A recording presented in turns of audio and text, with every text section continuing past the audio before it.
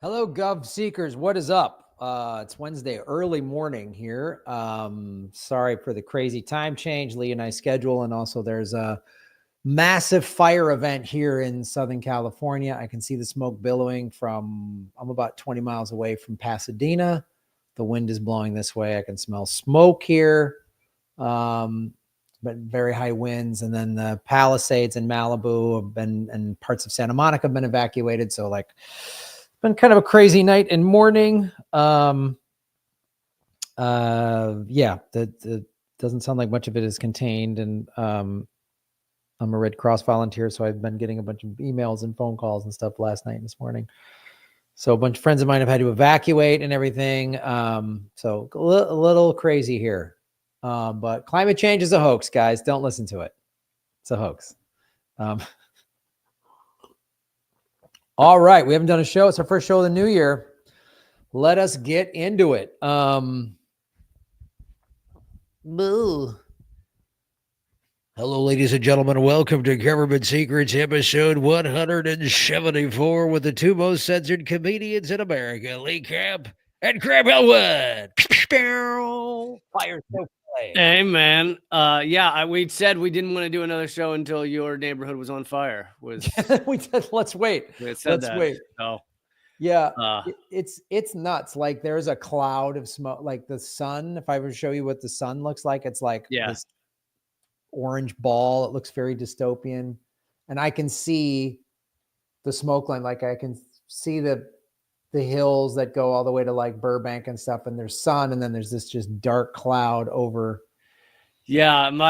Both my brothers are out there, and I can't remember. My brother sent a photo or he just told me you could see it. But yeah, the one, it was like a year ago or 2 years ago where you could drive. Everyone's driving on the highway home from work and the hills are on fire. Like, they could see everything on fire. Yeah. That was on 2019. I was trying to find, I was going to do a segment about some of the corruption that leads to that, but there's so many stories.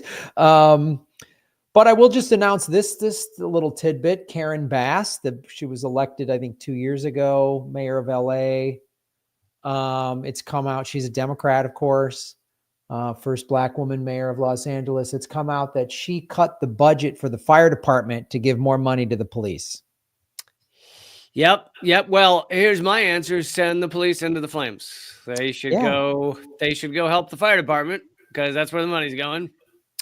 And the developers that run the city council, give those guys an axe and a hose and let them run up into the hills. And sounds good to me. I will say this, something positive Los Angeles has done to fight fires is pave everything.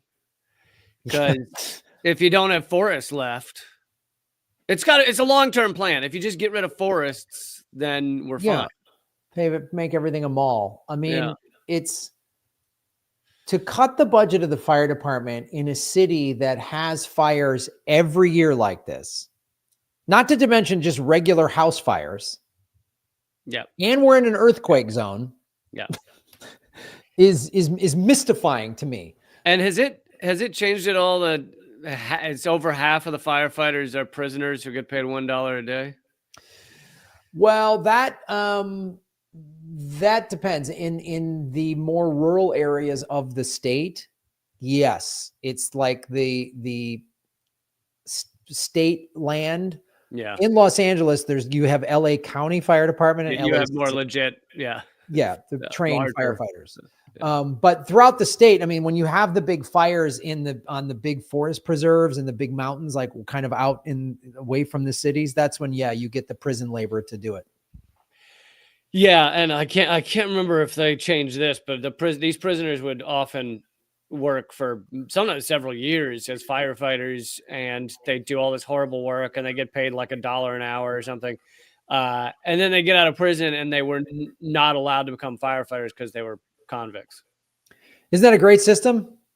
Perfect system. It's like, if you want to rehabilitate criminals, like, I bet you we could interview a bunch of these guys and they all had stories of like, I was bad childhood. I went down a bad path, but becoming a firefighter, I had a purpose. And I was like, oh, I want to be a productive member of society. And you go, oh, great. Yeah. Let that guy who has training now Like, and I'm sure he's like, I don't want to go back to prison. I want to help people. I Yeah. was a destructive force in society. Now I'm a helpful force. And we're going to say no to him. It's God.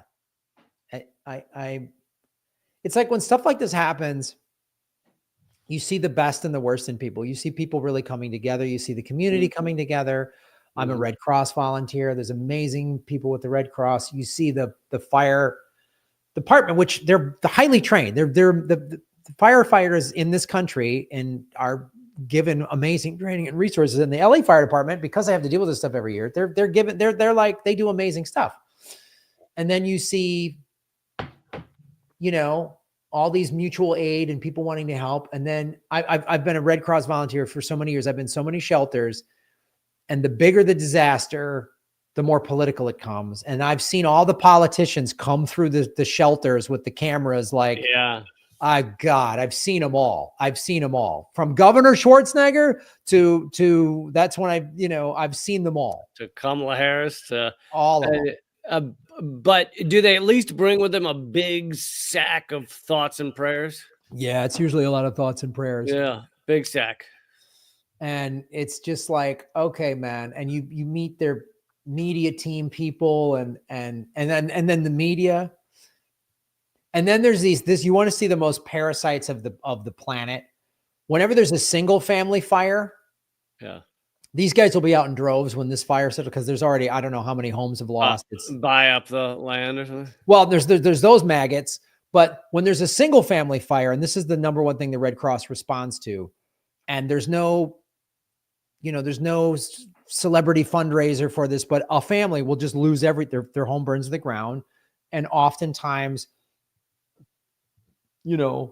but even in wealthy neighborhoods, but oftentimes it's in a neighborhood where they're working class people. They don't have a lot of money, and the Red Cross is called in to help them, get on their feet. Maybe they had real basic insurance or something like that, or they don't have a lot of cash, or, if they're came from another country, perhaps they kept their money under the mattress or something awful like that, and it's gone.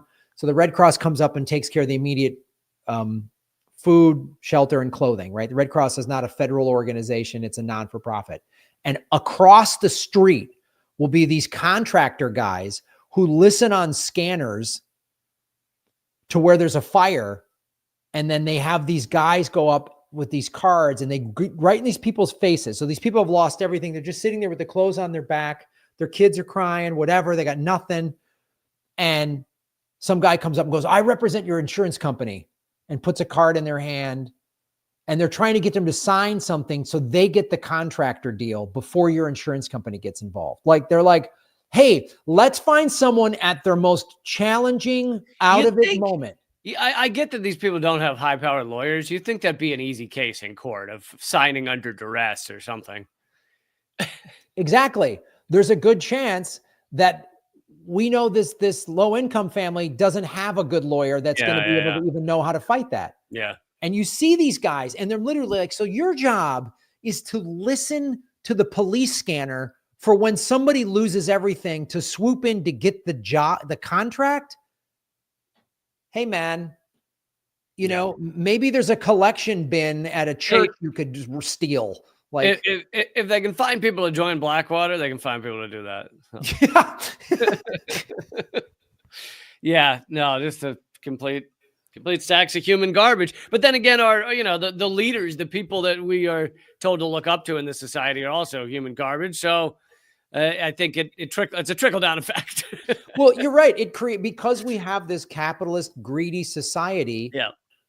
Then we, as individual citizens, we're all kind of forced to go at some point, well, I'm on my own, so I got to get mine. It creates this environment that allows more people like that to happen. If we had, like you said, we had real leaders that were selfless. Yeah. And they said, like Kennedy asked not what you can do for your country, what you can do for, like that, like people who were like. Dude, the president of Uruguay, former president, who he was a former like teacher and labor leader or something. And then he still lived in like his 3-room tiny collapsing house while he was president. Like, we need one of those. Yes. Yeah. Yeah. Like, who's still out there, like, doing stuff and is like literally getting their hands dirty while in office because they want to make the world a better place. If we had leaders like that, then that would trickle down to more citizens being like, well, I got to do my part. Yeah, it's definitely a big part of cultural engineering. It's like people will ask you, or you will talk with people regular Americans, I guess, will talk to people endlessly about how much money they make or whether they're doing okay financially or where's the money coming from or what their career is. We don't talk about like, wow, I felt really good. I helped that person the other day. Like people aren't like, oh my God, you're a teacher. You help bring up the next generation. That's amazing. Instead, people like, you sold a movie script for how much money? Yeah. Like that. Yeah. No, I know we don't talk about that. We should as a society being like, hey, what charity groups are you in your town? But part of that is the selfish me American culture, but that is fueled by I have to earn a bunch of money to survive. So that has to be my primary focus. I don't have as much time to donate to the Red Cross because I'm in a constant hustle. They raised my rent. Yeah. And I'm just like every day I get up and there's a gun to my head saying earn money. Yeah. Yeah. So screwed up. Happy New Year, everybody. Yeah, it's screwed up. Today's episode will reveal that shit be screwed up. Well, I have what's kind of a silly, crazy story, a good CIA one. I mean, yours, I think yours in the title sounds like it might be a little more.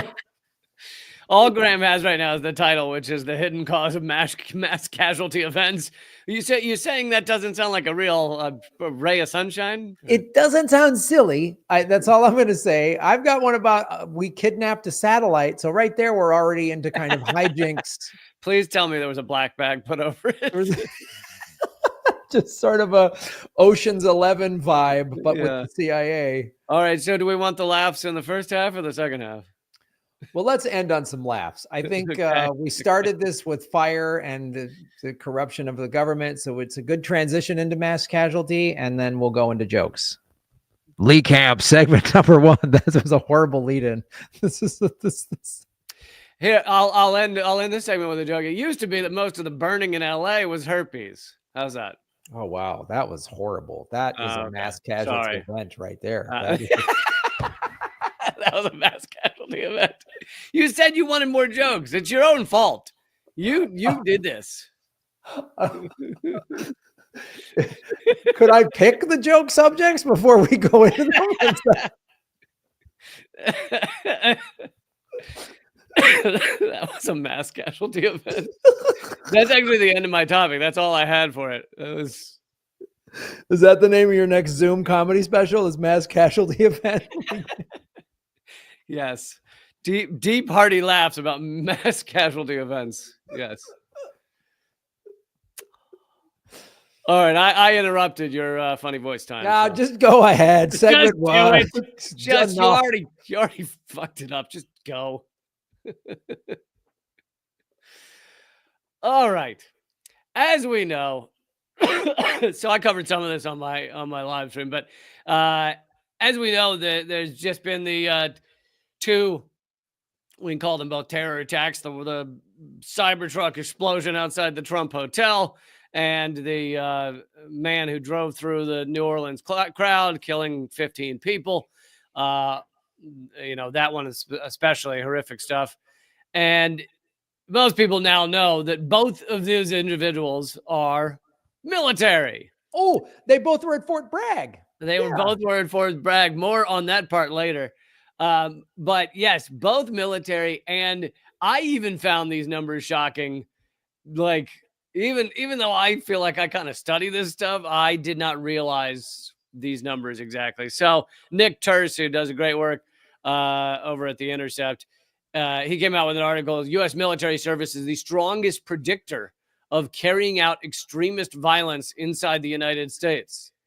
So it is not a small number of folks that are either military, former military, connected to military in some way, who are the ones almost always committing, like a ridiculous percentage of the time, committing these mass casualty events inside the United States. In fact, I didn't even realize that, what was his name? Paddock, the top mass killer in U.S. history in Las Vegas, the shooter. Mhm. He's former military as well. I didn't realize that. But from 1990 to 2010, about 7 persons per year with U.S. military backgrounds committed extremist crimes. 7 a year. Since 2011, that number has jumped to 45 a year. Military service is the single strongest individual predictor. So basically, when you hear about a mass casualty event in the United States, question number one is it former or current military? Because odds are yes.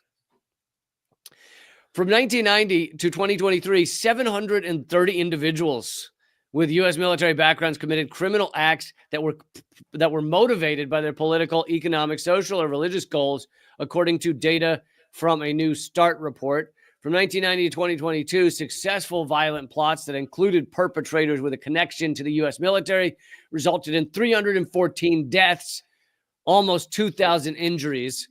A lot of those deaths were the Oklahoma City bombing, which, again, former military. In the latest attacks, the FBI identified 42-year-old, you guys know the details of New Orleans, last name Jabbar, drove through people in New Orleans, killing 15. And then I just want to point this out. You know, a lot of people in the media, especially conservative media, are trying to say like, "Oh, he's a terrorist who snuck across our border." No, American born, grew up in Texas. His people who worked with him, his other soldiers were like, he was a good dude. He was a solid soldier. Like, this, like, again, we have to draw the connections here. I mean, we're training people in our military to go out and kill. Like, we're training them to do, and not just that, we're training them in weapons bombing, improvised explosive devices. Like, and we're breaking down their sense of it being wrong to kill. Yes, that's kind of step one in the military, is make sure these people aren't going to turn against you as the one who's telling them to go kill. Yeah. But train them that it's okay, and that this group of people is less than human. Like in the Middle East, they're all the Hajis. That's what they call the locals. They call them the Hajis, just like we call them Charlie in Vietnam, or, you know, the Krauts or whatever. It's always to say, like, it's okay they're not as human as you. You can kill them. You have to dehumanize the enemy to make people justified. They don't want to know this guy's got a family and he's a loving dad or whatever. And we've seen a lot of this talk by Israel as they commit genocide, is to dehumanize Palestinians, and they don't want you thinking about the fact that children are being murdered. So instead they, oh no, there are no innocents, right? A 3-year-old's not innocent in Palestine. You're like, what? What are you talking about? Right. And then the other guy, the Cybertruck guy, a lot of weird questions about him, but he's active duty military. Active duty, and he had a bunch of tours, special operations. I mean, he is military through and through. And this adds proof to the fact that we're living in a simulation. His last name is Livelsberger, but let's be honest, every time I see it, I see Lifeless Burger, which is what he ended up being. So, and here's the thing. If anyone else had died in that, I wouldn't make that joke. But it was just him, so I can make that joke. Right. I mean, his thing is really, like, bizarre, and like, I'm going to use I'm going to use an Elon Musk Tesla. I'm going to do it right outside of Trump Tower in Vegas. Like, well, I'm assuming that he lived near Vegas or wherever he was, because Trump Hotel in Vegas is like, I mean, unless things have changed over the past 5 years, but when I was last in Vegas, probably 6-7 years ago, it's a pathetic hotel that it's an eyesore that Trump built, but the Vegas mob don't like him, so they didn't give him a liquor license or maybe even a gambling license. So, like, nobody stays there. It's like a pathetic, like, it was before he got the presidency, so it was his pathetic, big erection he put in Vegas. But it's like, that doesn't, I don't know. It's such a weird target, other than it saying Trump on the front. But yeah. It's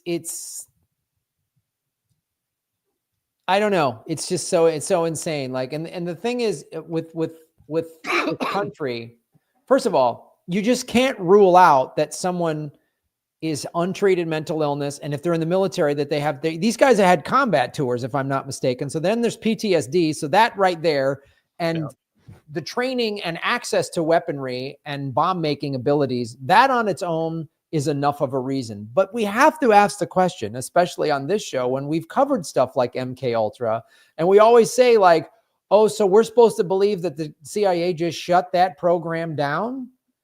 No, it just is that program now. Yeah. it just is. So if we know, we know they did that program where they did like mind control and brainwashing, and we're assuming that they haven't shut it down, we have to ask the question, since these are military trained guys. Well, we're also kind of splitting hairs here. Like, the military is a form of brainwashing. Right.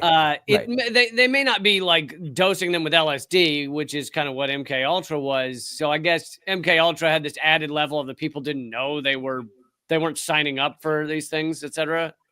Most of the time.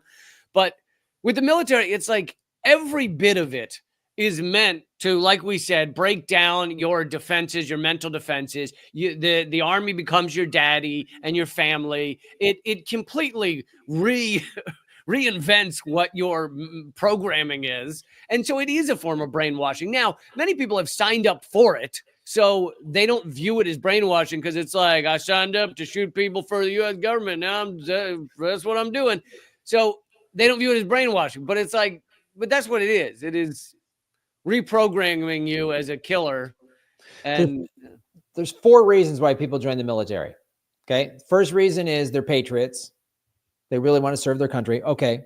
Second reason is it's a family business. Dad was in it, grandfather, uncle. Okay. Third reason, they're out of options. There's no work for them. Fourth reason, they get a license to kill. They want to kill. Like there's 4 reasons people join the military. And so did you put is I didn't hear, was one of the 4 like money, college funding and stuff like that? Well, like I put out of options is I would put under that category. They have no work, there's no jobs, they got arrested or something, or they're like, I can't, they got to do it. It's viewed for many as a way to go legitimate in the society and to make more money ultimately. If you come from a poor background, which most soldiers do, it's like, well, you'll be respected in the community. You won't be poor. You will often be able to go to college. It's a way out of extreme poverty. Yeah, I mean, I met when I did the 7 comedy tours over there, especially the later ones. I would meet these guys who were all on their 2nd or 3rd deployments in their late 20s. And I was like, why are you coming back here? And they're like, oh, I got a re-enlistment bonus, 20 grand. Like, So what you're talking about, and they all came from some like working class town or where there's not a lot of money, a lot of jobs and opportunity. And you're 28 years old, and you imagine what 20 grand is when you would be making $10 an hour. When you exactly now you like, and in the town where the cost of the home prices are lower, like that's a down payment on a house or a condo. Like you can actually increase your wealth and your upward mobility. That you would not have been able to do, as you said, because you would have been making $10 an hour at the Walmart or whatever. Yeah. Did you was one of your list nagging spouse? Like, I just got to get the hell out of here. I can't do this anymore. That's out of options. Okay. So let's see. 170 since 1990, 170 individuals with U.S. military background plotted 144 mass casualty events inside the United States. And you gotta, when you hear these numbers, 144 mass casualty events, keep in mind there's other countries where like they haven't had one since 1990. Right. There's other countries where it's been like 2 since 1990. Like 144 is insane. This study also found that this is interesting. It says that the study found that while military personnel and veterans are not more likely to radicalize, and I have a real problem with that term because I think it's radical to not give everybody health care. Like, to me, that's radical. Normal, being human is saying like everyone should have health care. But instead we use the term that the opposite. Anyway, they're not more likely to radicalize to the point of violence than members of the general public, but they're more likely to commit to the planning, to have the ability to do the plan, to have the ability to get the proper, weapons to do the plan. And I think, although it doesn't say this, to being willing to take that final step and take a life because they've been trained to take lives. Like, so well, that's the thing too. Like in the, in basic training, you are taught how to work as a team and all that stuff. And those are, those are good, valuable skills. But then when you're also taught it's okay to take a life, and then you're sending people into these war zones where there is this conflict of, wait, I thought and some guys have this like, wait, I joined the military because I was a patriot. I thought I was defending our country after we were attacked on 9/11, like people like Mike Preisner, and they go over there and they're like, wait a minute, this is all nonsense. I'm just making money for giant contractors. We're not the good guys here. And it can create. Because when you come, and that's why drone warfare is so important for committing these genocides that we're doing, is because you can separate people from it. But when those soldiers were going door to door in Iraq, walking into a family home and trying to remind themselves, oh no, I ignore the fact that this is a family, this is screaming kids, screaming wife and everything, and I just assume that the husband must be a terrorist. It's like, to try and continue to do that when you're when you're in their living room it's really tough to brainwash people to that level. Right.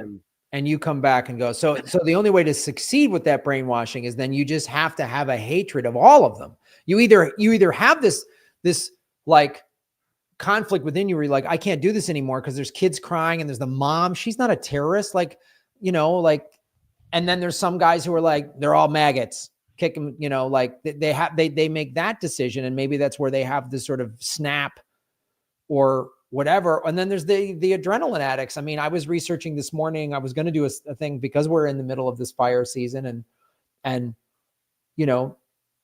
when I heard about the funding cutting, that made me mad because I'm like, we need good, well-trained firefighters. But also, there was a guy arrested in September of last year, a firefighter that set fires. I mean, there's a small percentage of firefighters that set the fires because they get off on it or whatever. It's like the cops who join up because they want to really see action. And your average cop has one felony arrest per year if they're lucky. So that means the vast majority of what cops do, like 99.9%, is stand around and just be in people's business.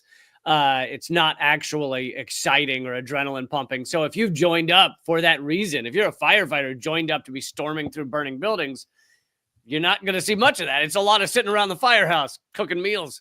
So, and rescuing, getting a cat out of a tree or whatever like that. Like, heart palpitations. Yeah, just putting out a dump, like somebody set a dumpster on fire and you just pull out and just spray it down. And you want to do the big hero, pull the kid from the burning building.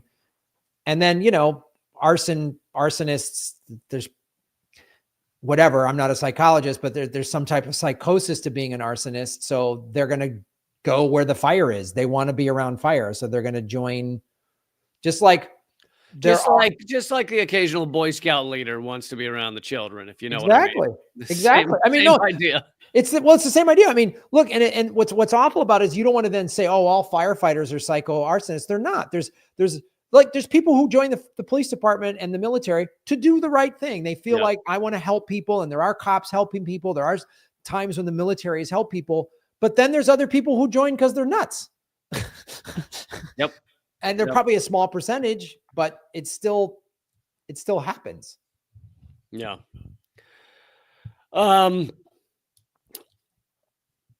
So yeah, both of these guys. So to step away from the broader statistic and go back to these two guys on New Year's Day, they, as you mentioned, they were both trained at least at some point in their military career at Fort Bragg, which is now Fort Liberty. And Fort Bragg has a nice long history of scandals and horrific moments in its past. Here's one from, this is a report from 2009, but it's a soldier pleading guilty for the 1995 shooting at Fort Bragg. And here's what happened. William Kreutzer, he found a foxhole position in a wooded area overlooking the stadium where the Fort Bragg soldiers prepared for their morning run. He then waited and used a sniper rifle to shoot 18 fellow soldiers, killing one. And he said in court, quote, "It was the right thing to do at the time." He told the judge that the reason he did this was because he was upset that the day before he was told he had to use his own money to buy supplies for the soldiers. Which, I don't know about you, Graham, but that's also how I would react. No, I was going to set up a sniper perch because a comedy club didn't comp me a dinner. So yeah.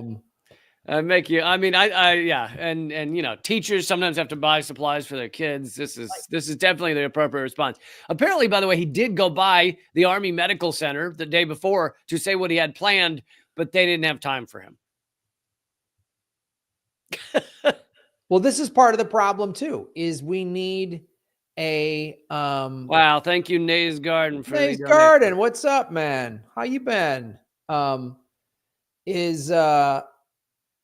You know, why we need like more psych evaluations. And I think what it appears to me in the military and police department is there's more of a, like, we just need the bodies. We'll train them up. We'll be fine. You know, like we need it. And the military is probably like, we need a couple of loose cannons in this unit, if you know what I mean. You know, like well, that's the thing is, I have heard this from a former military person who became a cop, that I'm in the military, it's similar, but he was talking about in the police, basically the ones who have the police who have former military training and are the gung ho, let's just shoot them and sort the bodies out later. Those end up being the leaders. And the other ones who don't have the military training usually end up almost exclusively following those guys. And I'm sure it's the same in the military. It's like the guys who are like, I got this, we're on, they become the leaders. They're the heroes. And then by military standards. And then those who are kind of like, oh, is this the right thing to do? They become the followers. So it's a power dynamic thing, but. Yep. That makes sense. But so I'll do two more stories from Fort Bragg. In 2002, in the span of 6 weeks, 4 wives of Fort Bragg soldiers were murdered. 6 weeks. And 3 of the 4 had been special operations soldiers sent to Afghanistan. Oh yeah. The PTSD, like I know somebody at the Marine Corps base here in Pendleton, and they dealt with like counseling the soldiers. And this is at the height of the Afghanistan and Iraq war. And so the Marine Corps deployments were 7 months. The Army was 12. So the Marine Corps would go there for 7 months and then come home for 5. And they said those 5 months home, the domestic violence was through the roof, the drug addiction, the DUIs, the suicides. I mean, 20 to 22 veterans a day commit suicide. It's just the domestic violence and the suicide is off the charts. The suicide rate, I looked it up. I don't have it here now, but the suicide rate is insane. I think it's around 6,000 a year, but it's like one every few hours. And I saw different things about the suicide rate, which doesn't seem right. So I don't understand those numbers. But anyway, it's clearly several a day are killing themselves. It's totally unbelievable. If you take 6,000 is still at 365 days, you're just coming in just under 20 a day. You're somewhere between 18 to 22 deaths a day. Yeah. So here's the last Fort Bragg story from recent years. Now Fort Liberty, because you know when you've killed a lot of folks, you got to change your name. That's key. Well, Bragg was, I think it was a Civil War general or owned slaves or something. Yeah. But this is from 2021 Rolling Stone article. The Fort Bragg murders. At least 44 Fort Bragg soldiers died in the United States in 2020 alone. Several of them were homicides. So many of these Fort Bragg soldiers that died were murdered. And I don't know if it's exclusively, but almost exclusively by other soldiers. And there's, one horrific crime scene where I suppose they're all horrific, but one that was near, like right off the Fort Bragg, whatever campus, whatever it's called, site, where a truck was found with two bodies in it. Both of them, one of them a decorated Green Beret and the other one a Fort Bragg soldier as well. And they'd both been shot. There was no gun found. So obviously someone killed them and left. And one of the two, so these two Fort Bragg guys are murdered. They've never solved it, I don't think. One of the two of those that were found dead had 2 years earlier murdered his best friend, another Green Beret, and had not served any time for it. Well, that's the other thing. You train these guys to kill. I remember the first time I was in Afghanistan, and I'm around all these trained killers, mostly men. There's some women. Everyone has a weapon. Don't sell yourself short, Graham. I've seen you act. You're a trained killer too. Thank you, Lee. I appreciate that. I'm going to put that on the top of my resume. But like, everyone's got a gun. Everyone's got a weapon. And I remember just thinking, it would be so easy to kill a guy in your unit if you hated him on a mission or something. I'm like, there's just too much, and everyone's trained on how to kill and weapon. So much adrenaline. You've got the weapon on your belt, ready to go. And then all it takes, especially now, you've got these young guys, they're in their 20s, they're all fired up, they're full of adrenaline and testosterone, and they're trained. And then whatever you find at that age, find out so-and-so sleeping with your girlfriend, and you go kill them. I mean, like it's somebody cheats on somebody's girl, it's that with the gun, there's no pause. It's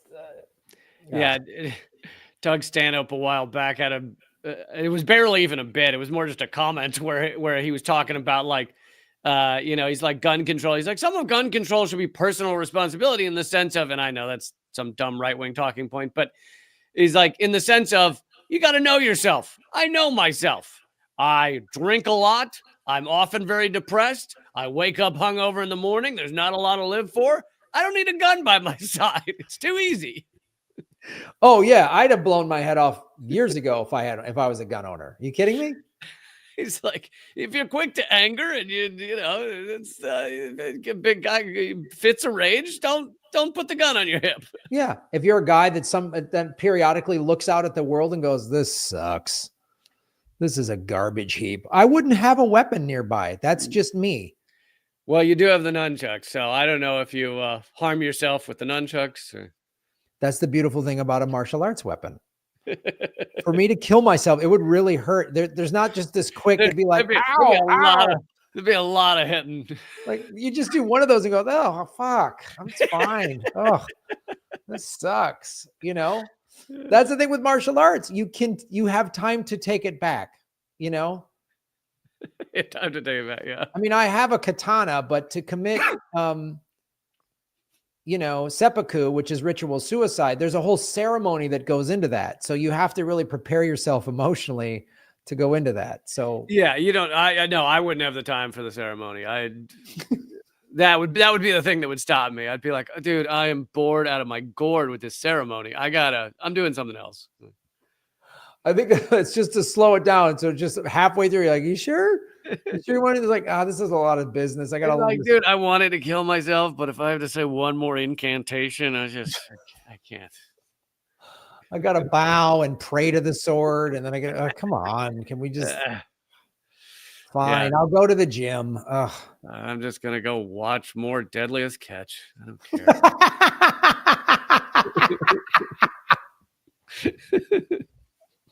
Deadliest Catch. Oh, fantastic. All right, we should get to the next one. Wow, we're running out of time here. All right, let's do Government Secrets episode 174, segment 2, how the CIA kidnapped a satellite. This is the Lunik heist. This is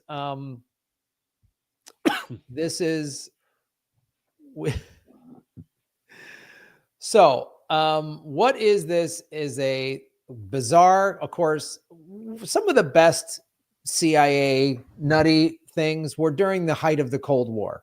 You know, we've talked about how the CIA, you know, had put microphones on kittens and in chairs, and they ran a prostitute, you know, sex house or whatever in Europe, and good stuff. Literally sewed a walkie-talkie inside a cat. And I assume that's what's going on at Elon Musk's Neuralink right now. He's just sewing walkie-talkie, like 1980s walkie-talkies inside monkeys. It's so insane. Just on a quick side note, to just see this Trump coalition of RFK Jr. and Elon Musk and Tulsi Gabbard, and I'm like, I give this less than a year for this to hold together before they all start fighting with each other. Has anyone mocked together their heads on like the cast of Goonies? Like, we're gonna go get the treasure. Well, all you need is that photo on Trump's jet of them eating McDonald's and RFK, Mr. Health Food guy, Mr. Health Food, sitting there looking like he's in a North Korean prison. Like, it's very true. Yeah, I think because that came out, he was like forced to do that like 2 days after he had said something about factory farming. Yeah. And so I think this was the like apology tour to factory farming. Like, I love McDonald's, $1 hamburgers made out of cow anus. Yeah. But he also is known for eating any kind of meat. Like, they think he got his brain parasite by eating crazy meat. So I'm not kidding. Like, he was eating like dog in Thailand, and like, he's fit in other ways. Oh God, that's so great. He got a brain parasite. I'm Mr. Meat. No, don't eat that meat, you weirdo. Yeah. What was it? A bear was hit by a car, a dead bear cub, and he put it in the back of his car and dumped it in Central Park. And then they found the bear in Central Park, and there was a New York Times article about who put a dead bear in Central Park. And they didn't find out till like years later that it was him. Dude, it's a crazy story. I swear to God, you should look up RFK Jr. dead bear Central Park. Because he initially put the dead bear in his car because he was going to keep it and, like, I don't know, eat the meat, I think. And then he realized he had a flight and he couldn't deal with it, so he put the rotting bear in Central Park. Well, now we've all been there. Okay. We've all had a dead bear in our trunk and had a flight to catch. Come on, it's true. Yeah. We've all had a rotting exotic animal in our trunk, and then been like, "What am I gonna do with this pandolin or whatever? this dead aardvark? I gotta, yeah." I know JFK is really far away, but I do need to make a quick stop in Central Park. Oh, RFK, thank you so much for all your entertainment. So this is actually going to be made into a Disney movie, a Searchlight Pictures, called The Lunik Heist with Jared Leto and Lupita. Oh, I thought you meant RFK Jr. and the dead bear was going to be a... Oh, well, yeah, we should make that. You and I should pitch that right now. That should absolutely be an animated musical. This rotting bear carcass, and then we can make it on ice. We can make it like an ice capade thing. This is gonna be a big business. But yeah, the Lunik, so this is a real life incident. The CIA operatives plot to disassemble and inspect one of the Soviet Union spacecraft overnight while on an exhibit at a 1959 expo in Mexico City. So the Soviets had their satellite on an exhibit in Mexico. Okay. I'm trying to put the pieces together here. So just FYI, if you're When you said kidnap a satellite, I was picturing our CIA shooting up in the air at a light they saw, trying to take down a Russian satellite. I just picture them with like a big like fishing net. a big butterfly catching. Yeah. Big butterfly. The CIA has a 9,000-foot butterfly net. Come on, Alan Dulles, hold it down. Dulles, hold it down. We need a couple of hands on this. So yeah, but FYI, just if you're going to have a spy satellite, maybe don't put it on display at a conference. You might want to take the important pieces off. Yeah, that's just me. I'm not telling you how to run your business. But here's what happened. So this was in the height of the space race, obviously, and it was in the late 50s. They were both trying to put a man on the moon, right? So, and I was also working on a very tall ladder at that time. To go with the butterfly net, but it just wasn't paying dividends yet.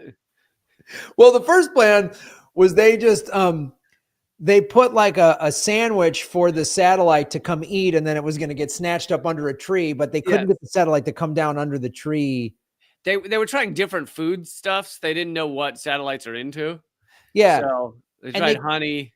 And they wanted just one of those ropes like they do in the Bugs Bunny things that catches the leg of the satellite, but they couldn't get a rope to get around its leg. You know what I mean? It was like a rope thing. Yeah.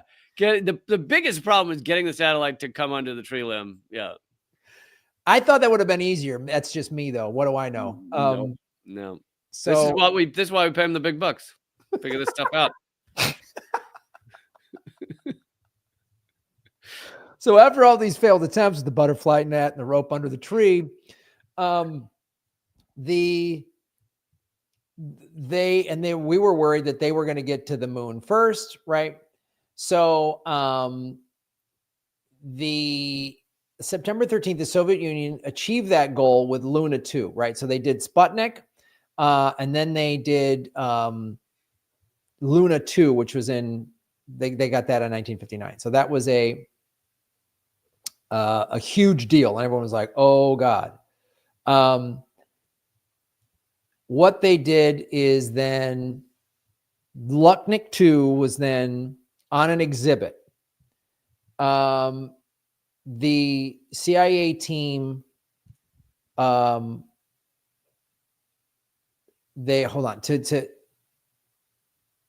and so let me back up. So they got the Sputnik, and then they had this Lutnik 2, which made it into space. And they were worried, or the United States was worried that they were getting closer to getting to the moon, right? Right.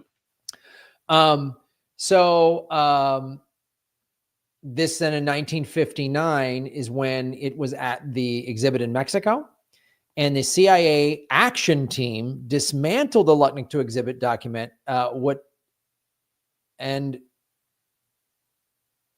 went through and basically figured out all of the technology in it, right? So this was then and they did this overnight. So it was in the exhibit hall, and the CIA snuck in, broke in, or whatever, Watergated their way in, and broke it down. And I know I've made this joke before, but in all seriousness, there's no way there wasn't a fake mustache involved in this. maybe on the satellite. They might have put it on the satellite to try and get it out. They put a wig, and they're just like, this is the satellite. They put fake glasses. Like, oh, here we go. And they're like, oh, our drunk friend. He's so weird. He's so nuts. Yeah. He's all drunk. Well, he seems kind of big, like a machine. Oh, God, yeah, he played football in college. We got to get him out of there. Come on, Mike. He just had a burrito. He's kind of bloated. Yeah. They just put a trench coat and a...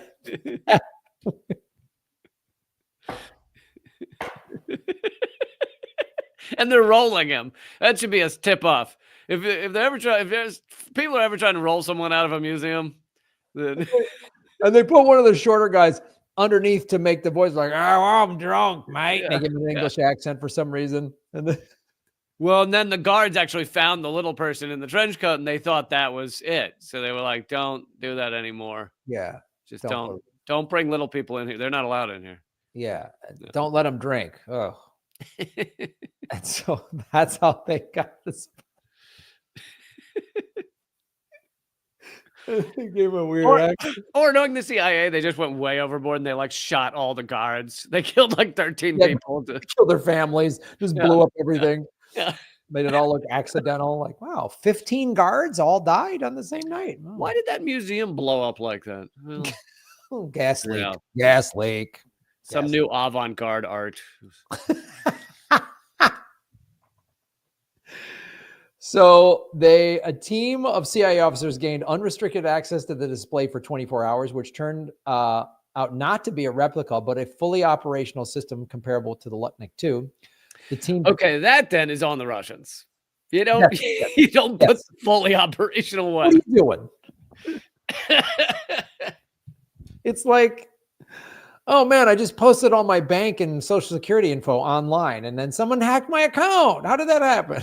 You know, this is kind of like when they found out that Madame Tussauds had the real Regis Philbin in there for 13 years, just standing next to the other. And you shouldn't use the real guy. It's not nice. It just is. He was like, "How long do I have to stand here?" Oh God, that's hilarious. The team disassembled the vehicle. The posting adds photographed all the parts without removing it from the crate before putting everything back in its place, gaining invaluable intelligence on its design and capabilities. That's crazy. The Soviets were none the wiser. So they basically took it apart. So it worked. It worked. It actually worked. Wow. And then they put out they released this. This is part of Freedom of Information Act documents. So the kidnapping of the Linux was documented in a sanitized CIA historical review that was declassified and publicly posted in 1995. It was written by the CIA's Sidney W. Wes Feiner and published in the agency's winter of '67 edition of Studies in Intelligence. It was so they put out basically in '67, they put out a highly sanitized version that just said, "Oh, we got some information on this." They didn't say they broke into the exhibit hall and all this other stuff. It wasn't until 1995, 30 some years later, that they went, "Oh, what? You guys broke in and disassembled it and in the middle of the night and took photos of it, put it back together and got out, and nobody knew anything." It's amazing how they could do things that are kind of that successful.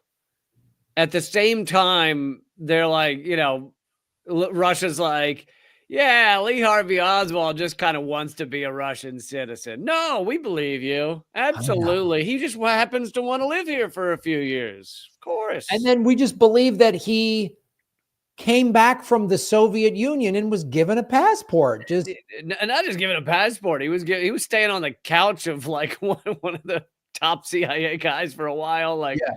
He was a bestie.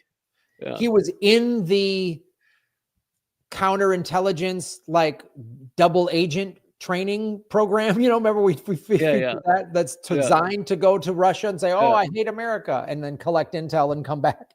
Yeah. And we just expected Russia to be like, "Of course, this makes perfect sense." They knew what was up. They knew what was up. So it was a eagle-eyed space historian, Dwayne Day, that first published the story in the mid-1990s on the CIA's Mission Impossible-like tale in Quest, which is a space magazine. I was the one who found the declassified document in the National Archives. It was in paper form. The document didn't end up online until a decade or more later. Note that lunik is not a Russian word. This was an American slang term for Russian lunar missions, not what the Russians called them. Oh, wow. More recently, in June of 2020, John Greenwald, founder of Black Vault, an archive of over 2 million pages obtained from the government by the Freedom of Information Act, published the document in a non-sanitized form that notes, as it's subheaded, "Getting factory markings from inside a Soviet upper stage space vehicle." These markings were later analyzed in details in a marking center brief that revealed the probable identification of the producer of the Linux stage, and the fact that it was the fifth one made. Also fleshed out was the identification of 3 electoral producers who supplied components, even the system for numbering parts conceivably used by other Soviet space programs. The CIA Lutnick skullduggery was not devoid of circumstances of comedic value. The first job... Giant mustache.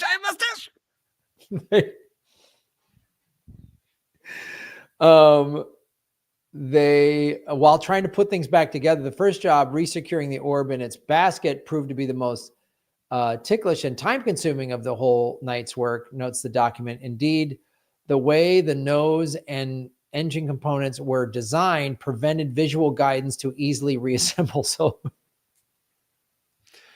this sounds like a half-drunk father trying to put together a Lego fort on Christmas night. That's what basically it was. So this is a quote from the document. "We spent almost an hour on this, one man in the cramped nose section trying to get the orb into precisely the right position, and one in the engine compartment trying to engage the threads on the end of the rod he couldn't see." The document points out, after a number of futile attempts and many anxious moments, the connector was finally made, and we all sighed and felt with relief. So they didn't have one of the IKEA brochures with the frowny face guy, huh?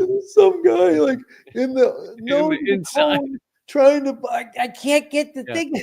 They finally did get it together, but unfortunately, one man did get left inside, so they just couldn't.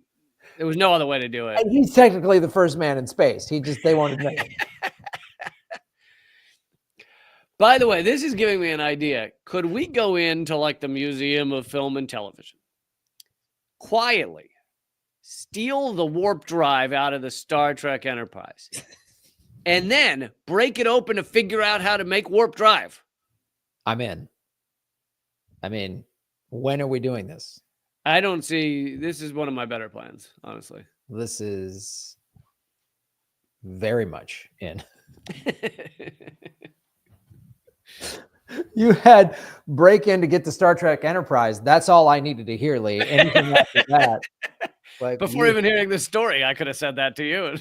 You had me at hello, brother. I'm in. Like, you point the way.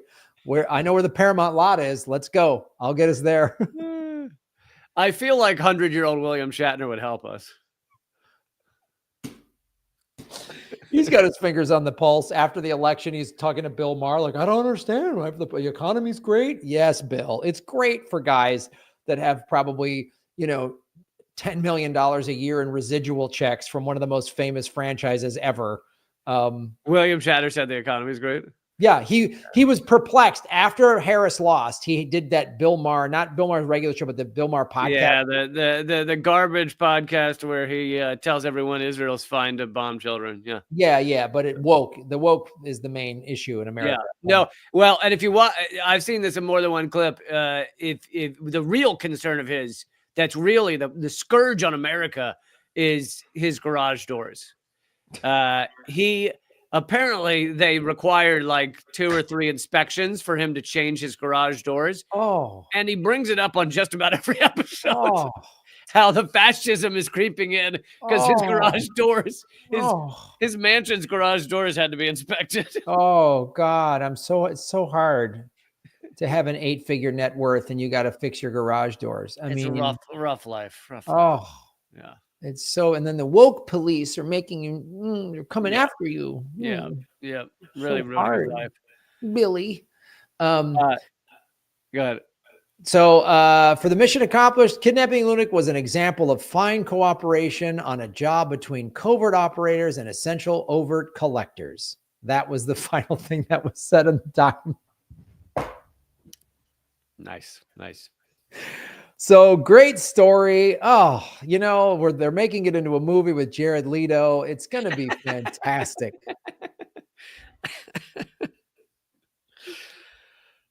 Weirdly, he's still in his Joker makeup. So, but you know, they can't. He's a method actor. It just keeps going after the movie's over. So Yeah, Jared Leto. Yeah, he's such a method actor. He wants to sleep inside of the Lutnick satellite just to get the feel. he's actually been sleeping inside of a Yeah. recreation for years now. Yeah, he snuck into just a museum in Mexico City just to get that vibe, and he's spent it overnight. All right, so we did it. We did it. That's our show, everybody. Go join us over at patreon.com/government secrets. You can support our show. We really appreciate you supporting what we do over there. You get over 70 free, not free, but when you join and pay money, you get 70 segments all unlocked for you. And you can get merchandise. 70 extra segments, and we're going to do an extra one right now. Patreon.com/government secrets. And by the way, I think this show was a first. This is the first time we've covered a successful CIA operation. It is. It is the first time the CIA did something good. Attaboy, fellas. Nice work, guys. Yep. Thank you. And thank you to Jared Leto for bringing this to the silver screen. All right, man. Well, I will see you over there. Oh, let's see. What do I have coming up? I am going to be recreating a version of Redacted tonight. So. How so? Like you're getting a soundstage and everything? No, I am going to create my own little studio. And, but luckily, because Redacted Tonight, except for the correspondence, was all written and hosted by me, I can still do all the writing and the hosting and everything. The one thing is it won't have correspondence. So it's going to be a little different, but. Well, dude, if you get to the point where you want correspondence, I would correspond on that. Dude, I love that. The two main problems, you luckily have a legit camera setup, but for the correspondence that used to be on Redacted Tonight, all of it, like if I were to film them, it would all be them sitting in their living room with their webcam. So that doesn't exactly look like a news correspondent. But then the other thing is I'm going to be losing a lot of money doing this initially. So to also be paying correspondence would be a step too far at the moment. And what are you going to do it on Rumble or whatever? Or yeah, I'm going to put it on my pages at first. It might end up, I have some other YouTube outlets that I'll be talking with, but for the moment, it'll just be on my pages. Okay, cool. Yeah, folks, go to graham.com. The vinyl version of my Socialist Christmas album is out. Folks, May Day right around the corner. So get a limited edition vinyl album. And Christmas, much like socialism, good year round. Yes. It's good. It's celebrated year round. Yeah. Always celebrate socialism, especially as we watch the country collapse. This is Bad Government Secrets, episode 174. Fort Bragg churning out some good folks, and the CIA finally did something. Yay! All right. See you in a few minutes. All right, brother. Later. Thanks, everybody.